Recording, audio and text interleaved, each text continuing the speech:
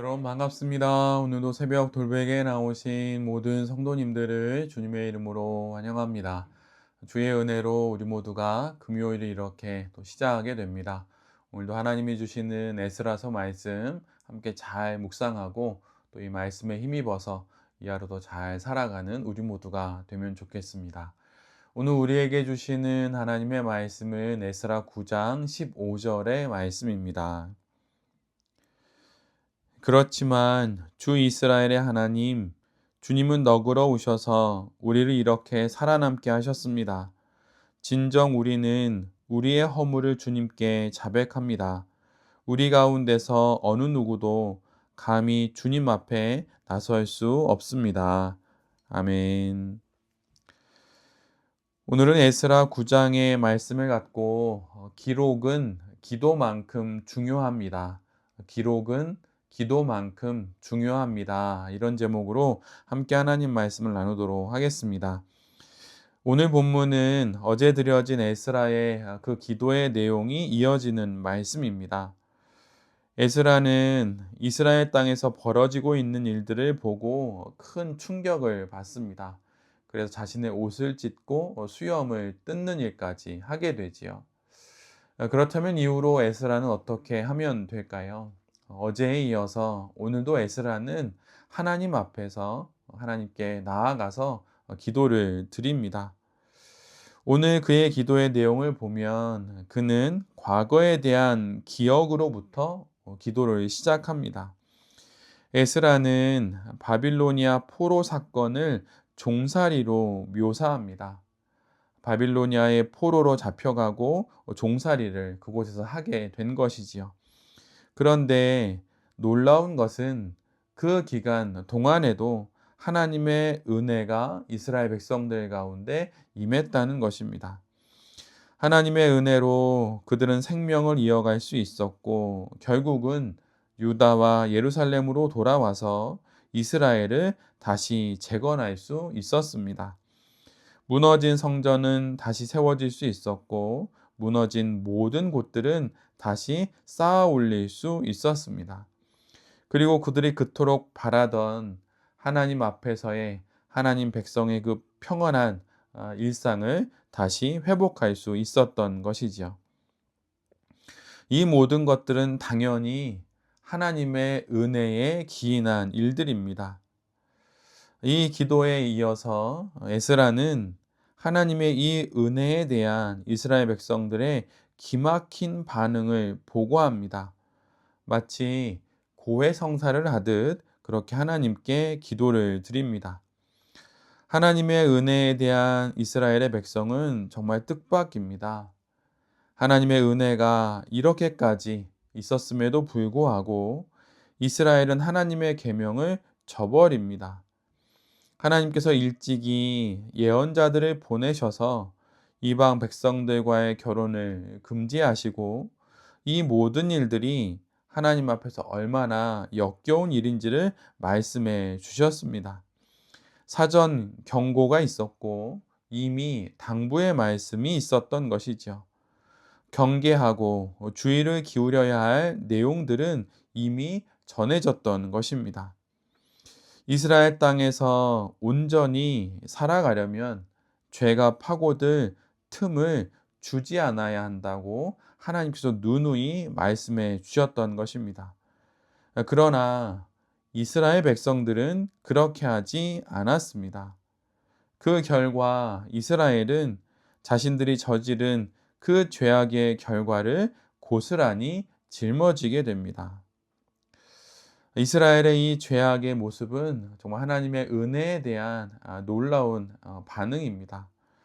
그런데 더 놀라운 것은 하나님께서 여기에 또다시 당신의 은혜를 베푸신다는 것입니다.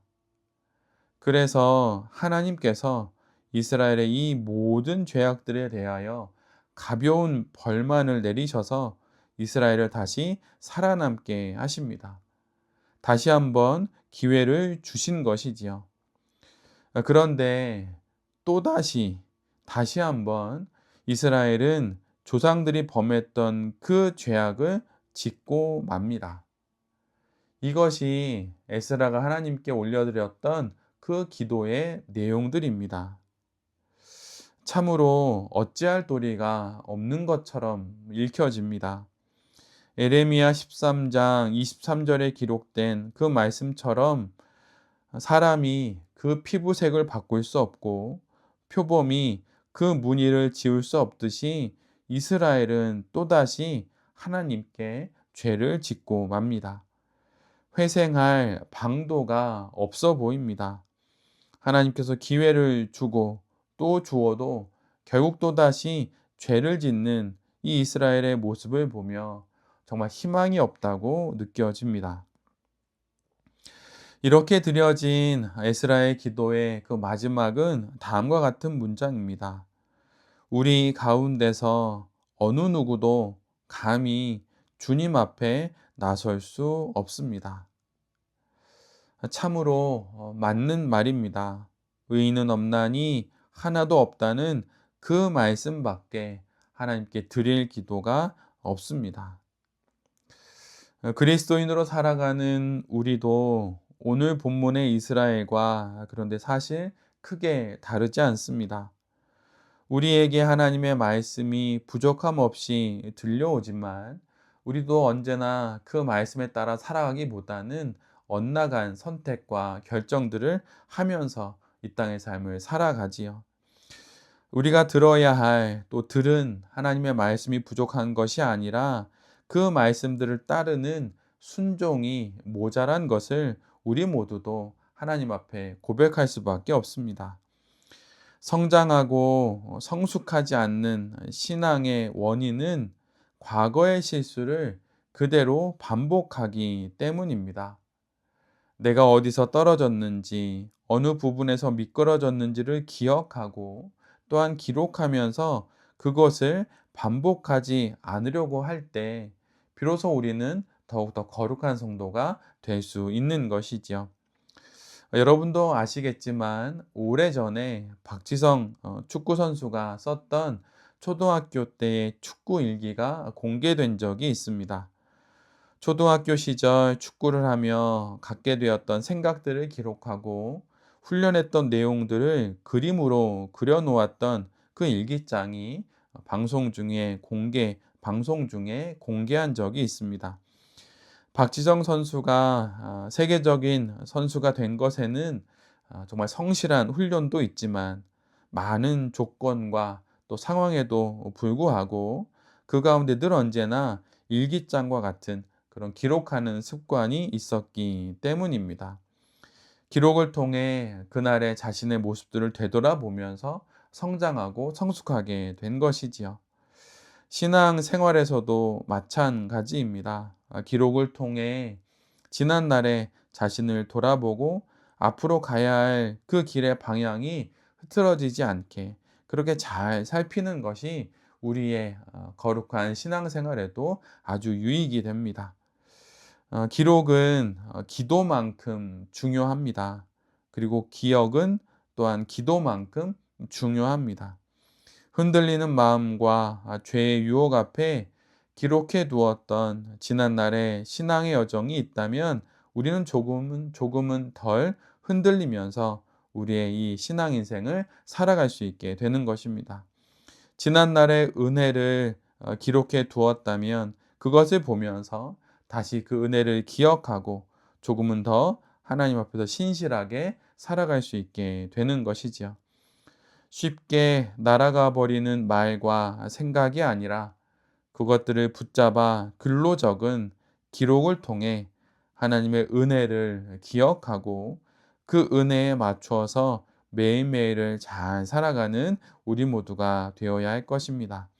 오늘도 받은 은혜를 기억하며 또한 그것을 기록하면서 하나님 앞에서 거룩하게 잘 살아가는 우리 모두가 될 수 있기를 간절히 기도드립니다. 아멘. 기도하겠습니다. 주님, 이스라엘의 모습이 우리의 모습입니다. 죄에 대한 놀라운 은혜가 있었지만 그 은혜를 쉽게 잊어버리고 또다시 예전에 그 실수를 반복하는 모습이 우리들의 모습입니다. 이제는 은혜를 기록하여 기억하겠습니다. 주신 은혜를 돌아보아 날마다의 그 하루하루를 신실히 살아내는 우리 모두가 될 수 있도록 하나님 은혜를 내려 주시옵소서. 다시 힘을 내어 살아가겠습니다. 주님 인도하여 주시옵소서. 이 모든 말씀 예수 그리스도의 이름으로 기도드립니다. 아멘.